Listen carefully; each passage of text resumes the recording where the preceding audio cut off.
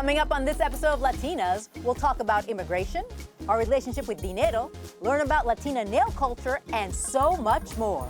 Latinas starts now.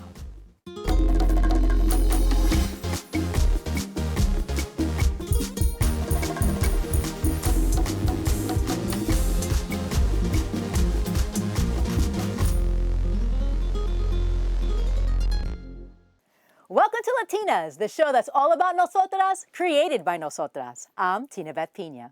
March is Women's History Month, and although we celebrate Latinas all year long, today is extra special because we're bringing you the show from the archives at the Center for Puerto Rican Studies, which currently has a wonderful exhibit in its library about Antonia Pantoja, the first Puerto Rican woman to receive the Presidential Medal of Freedom.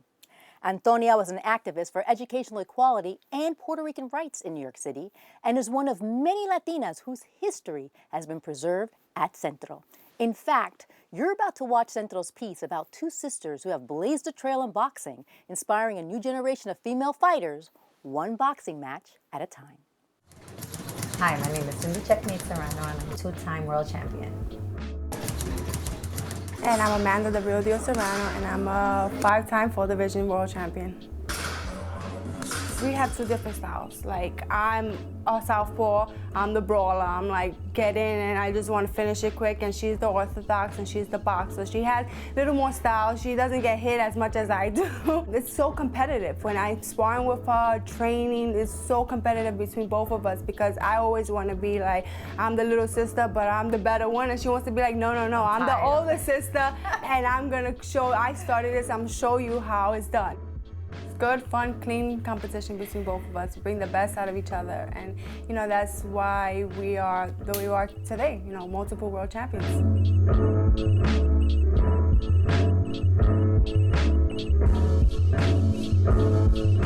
I've been fighting since 2003 when there was about maybe 10 females on like the whole entire world. So I was 19, just had a baby, wanted to lose weight.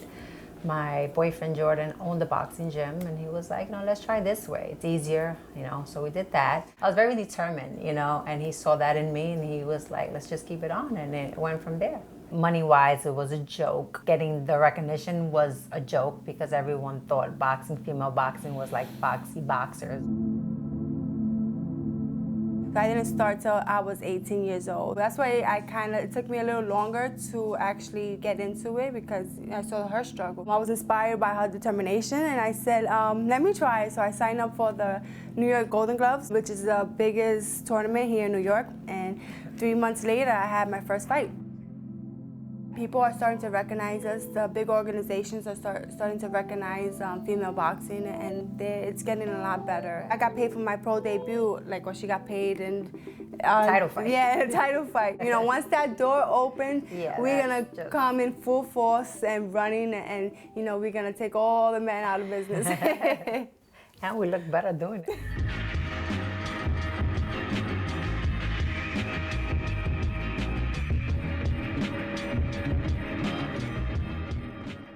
Sometimes I think about it now, and I talk to my trainer about it, and I'm like, wow, to think we started my career being an opponent.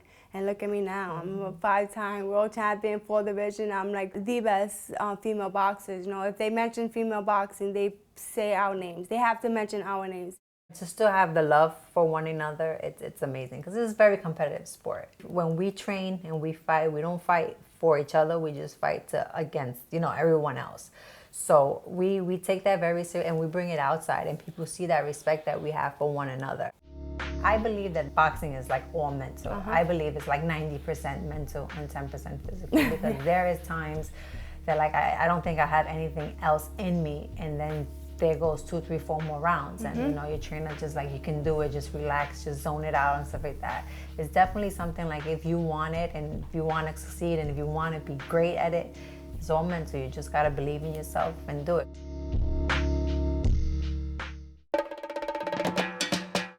While immigration policies have been flooding our news cycles, it's important to give a face to these stories.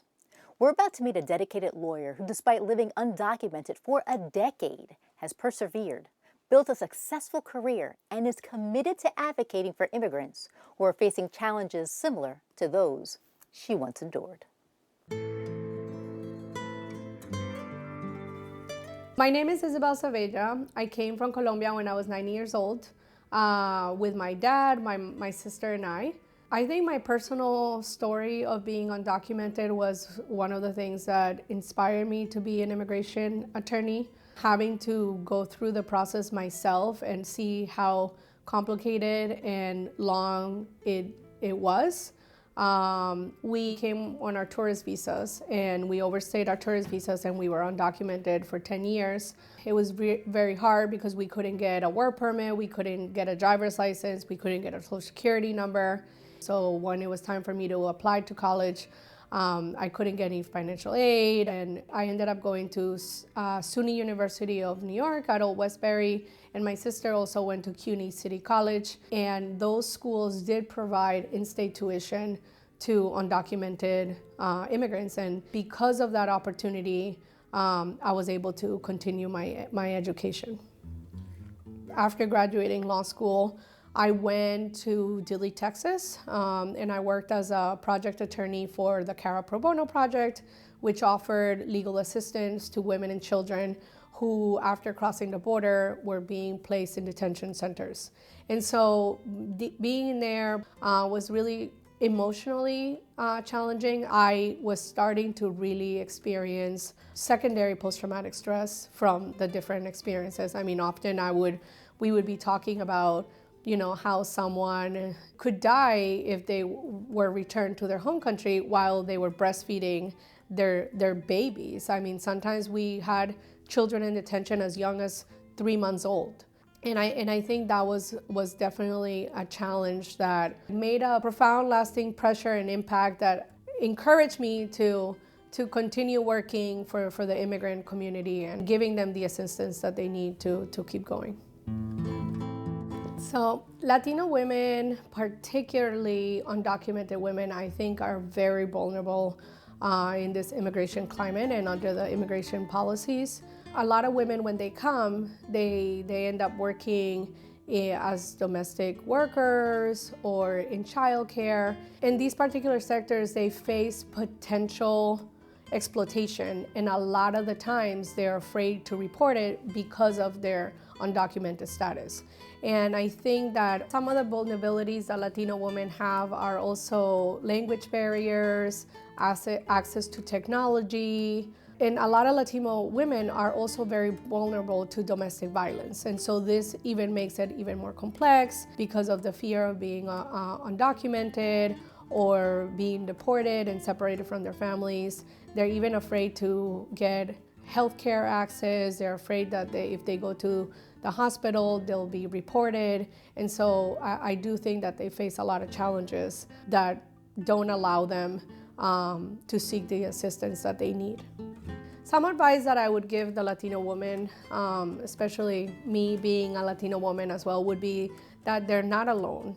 That don't be afraid to ask questions, don't be afraid to advocate on your behalf, and that there are a lot of resources and organizations that are focused on helping Latino women. I think it's very important that they also take care of their well-being, that in order for them to support their families, that they need to be well both emotionally and mentally, and that if they are okay and well emotionally, that they will be able to provide more resources and more assistance to their family members. There were several times in my career that I felt like I should give up, or I shouldn't be doing this, or perhaps I wasn't, good enough. But I think what really kept me going was my family's sacrifice to come here, my own sacrifice of having to be undocumented, live in the shadows. And I think my desire to help others who experience what I experienced was really what kept me going and made me not give up.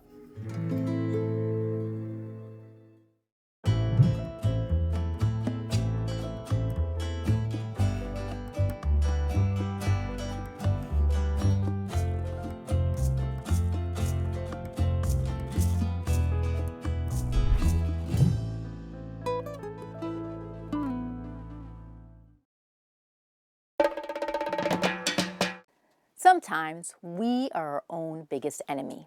and our mindset can hold us back from achieving our financial goals.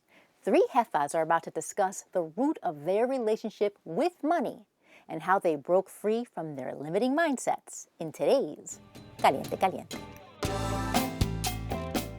This is such an incredible moment because we have been working so hard to teach our communities, and especially our Latinas community, how to heal our money trauma. This is such an important topic that we need to discover.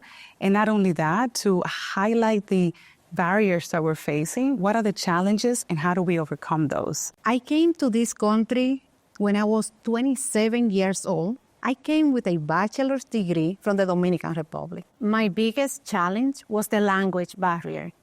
When I came, this is what came to my head. I felt like if I wasn't smart enough. When I was listening to other people just talking English so nicely, in my head, oh my God, they genius. You see how nice they talk. And then this perception that I wasn't enough. I was okay getting paid less money than other people because I couldn't see my value. Fast forward 15 years from my coming to this country. I am a CPA. If I decided not to do anything 15 years ago, where I would be, where my family would have been today. So true, so true. And I love how you share that persistent, because for me, growing up, I grew up on public assistance. And I always felt like people had a story with regards to public assistance, but I never allowed myself to be put in a box. I grew up in the Bronx with my mother. She actually was disabled, so she was on the system, but it was a whole different mindset with that. It was a mindset of, I want to help my daughter excel in everything she can, even if we were on public assistance. So I can speak on my own experience, which is when I came here to the United States when I was 14, I knew that I needed to go to school. And my mom was always persistent in saying, we will have to work. I remember going to school full time at age 15. So that says a lot about our strength as Latinas and as Latinos in this, the United States. We're not complaining. We have to get up. We got to get it done. So we come here with the dreams of going to school, better ourselves, working hard, constantly working, but not thinking about how to build financial wealth. In my family, the conversation about money, it wasn't there. But nobody told me, you know how important it is to save for retirement, to have a credit score. The stock market, nobody knew what that was. Nothing. And then, okay, you don't want to talk about money because either you are in a lot of debt, living paycheck to paycheck. But when the time happens that you are making it, that you're doing better, you are afraid. You don't want to say it because there is people that are going to say, oh my God, she's trying to show off.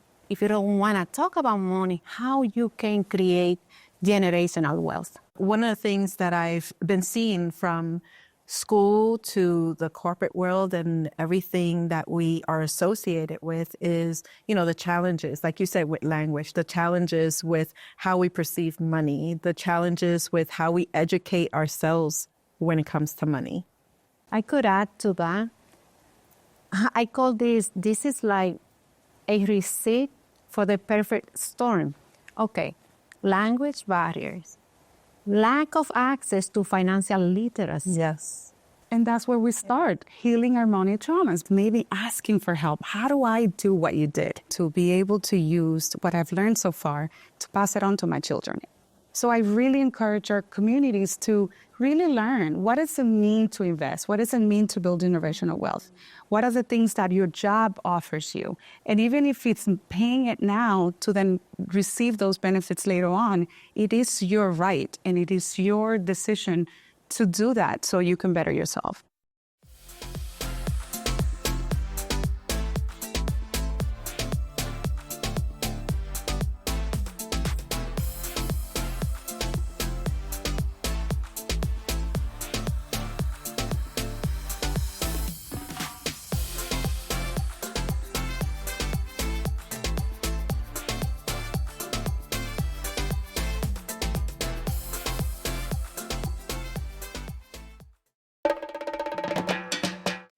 Nail art has come a long way, from classic French manicures to the 3D creations you see now. But have you ever thought about the artists behind nail designs? For Elizabeth Garcia, nails aren't just beauty. They're a form of self-expression, cultural pride, and a way to uplift her community. Correspondent Isabel Ortiz has that story.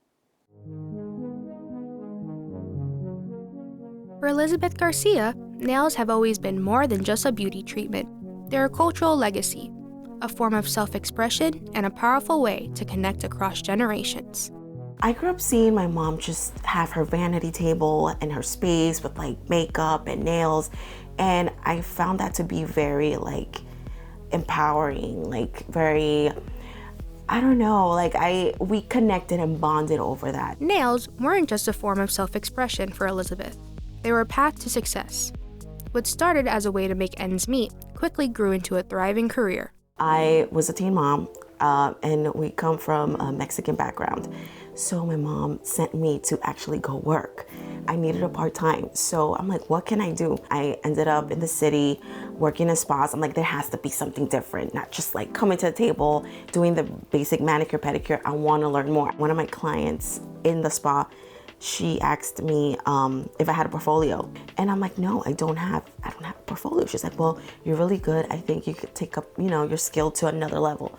And I started digging and doing research, and that's how it happened. Nail art is more than just design. It's a canvas for cultural pride. For some in the Latin community, these small canvases have become powerful tools for expressing history and identity. People started in my community, to be more specific, Mexican American women have been a little more comfortable with using the Guadalupe image. When I started doing it, it was like, oh my God, like when the lady saw it in church, why are you wearing a religious, like that is holy, you don't put that in your nails. Like, how dare you? But no, it's actually pretty dope. It's pretty cool. I'm actually representing my roots. It's part of me, and I want to express it through my nails. And I feel like that's what people do a lot. We use our nails as canvases, and it just, it's part of us. Nail artists are behind some of the most talked about looks in entertainment. Despite being an essential part of the team, they're still fighting for the credit they deserve. When they do nails for the Grammys or nails for, the awards, we kind of get looked past at, and I do feel like we need to raise awareness for that, because we're a very important part of the team and the whole process. For Elizabeth, nails are personal. They're more than a service. They're a bond. After years in the industry, she's built a community, one manicure at a time. After I'm done doing the nails, I apply the cuticle oil. They see it, and their face just brightens up. As soon as they see their nails done, they're like, "Oh, I'm ready. This is hot. I'm okay, girl. Like they're ready to take over the world." I've done weddings with the same person, baby showers, then birthdays, and you see their kids grow, and it just becomes like part of your extended family. Now she's passing on the polish, empowering the next generation while pushing for more representation in the nail industry. I have a daughter now, and she looks like me. She's my same skin color, and I'm even teaching her the trade now, and she's only 8, and she loves it, and she it feels inspired, and she's like, well, I'm gonna take over the business. And I love that, because I feel like we need to do that more often with our daughters and our friends and just women in general. For Latinas, I'm Isabel Ortiz.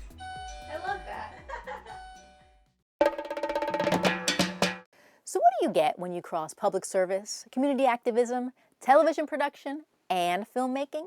Correspondent Elena Romero found out that you get Zenaida Mendez, a CUNY alum, and today's Inspiración Latina.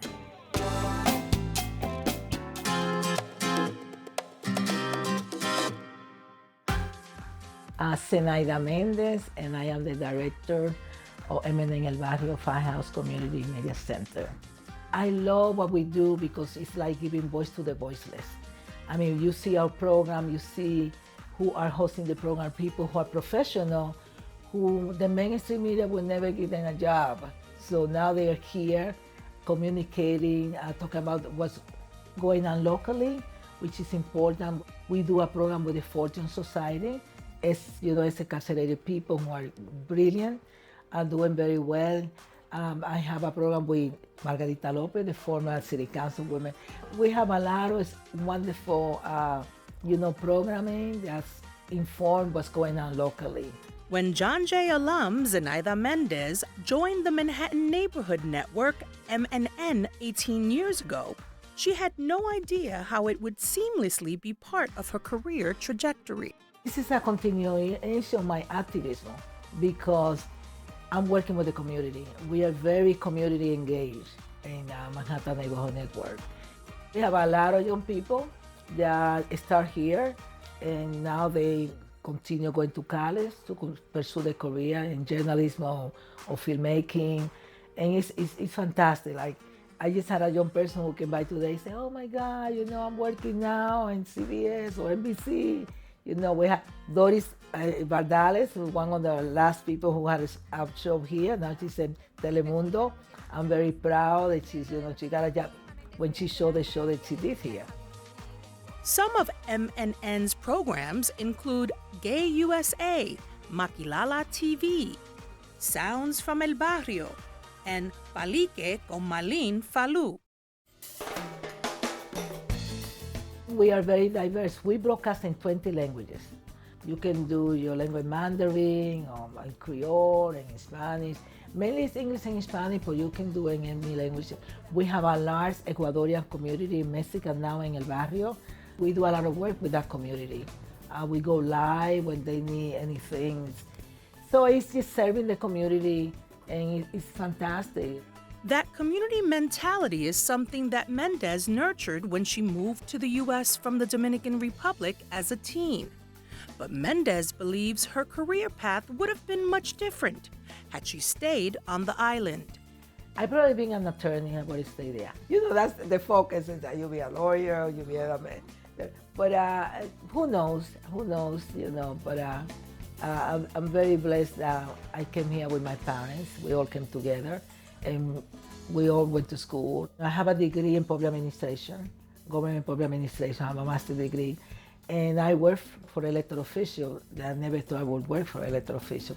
And I love what I learned about how to manage the city.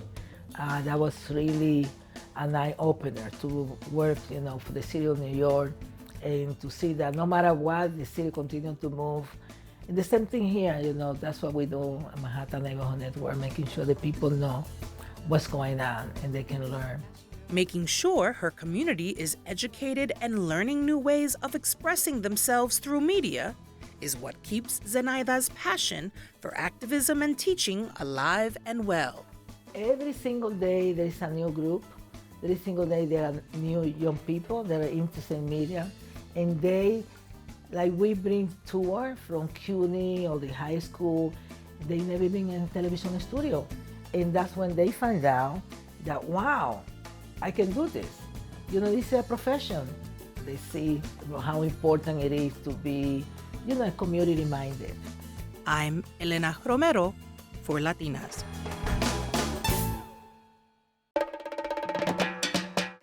As a country, we're dealing with several uncertainties that impact every area of our lives.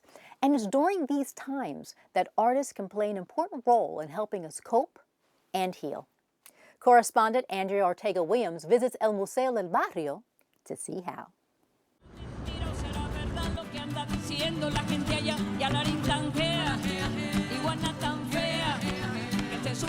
As far as for Latinas in this moment, it has amplified our need to come together and heal together. With that, there's this heightened awareness of understanding that we're stronger together. ¡Feliz Día de los Reyes! Rina Valentin is an actress and TV show host who works with El Museo on events that celebrate Latino culture and draw on the power of community through art. Some of the artwork based on our current climate is a means of saying, I see you, I feel you. And I don't know what we can do, but just know that you're not walking around life going unnoticed. Fear tends to keep us silent, right? And I think what the arts do, what community does, right, is to constantly, check in, right? Like, how's it going? What is doing? And to really uplift. And when we walk into the galleries, one of the first pieces you'll see is these signs that community members, young and older, right, made to talk about what migration, how would you say hello and goodbye? With the state of our current political climate, El Museo continues to be a beacon of hope for the Latino community and its artists through its exhibits. Art isn't just a luxury, right? It's an absolute woven into part of our dignity. And I think so much gets communicated via the arts. And it makes me even think about how El Museo started, right? Our founding, right? Again, like laying a political landscape. We're talking about the late 60s, early 70s, where our founder, Rafael Montañez Ortiz, along with other activists, educators, felt erased. I think that understanding those roots, right, and also understanding the history and our responsibility, right, to continue to nurture that next generation, to continue the rich cultural traditions. Our existence is our resistance. Whether it's with pencil, paint, clay, or beyond, current artists at El Museo share a vision of what's going on in their communities and the world at large. So we have some really incredible artists here from not just New York, but from across the US. One of the artists that we continue to highlight here is Candidad Alvarez, who is a Puerto Rican artist and educator who will also have a show here at El Museo in April. So you'll get to kind of also see that transformative power of the arts and why institutions like El Museo del Barrio are so important. For Latinas, I'm Andrea Ortega Williams. And that's our show for today. For more information on what you just saw, check out our website at tv.cuny.edu and follow our social media profiles. We even have a CUNY TV app now where you can watch us anytime, anywhere, on the go. And you know how we love sharing our Latina stories with you. So definitely check it out and download. And please make sure you tune in next month. We'll learn all about sustainable fashion, check out a weed dispensary that blends wellness with cannabis, and so much more.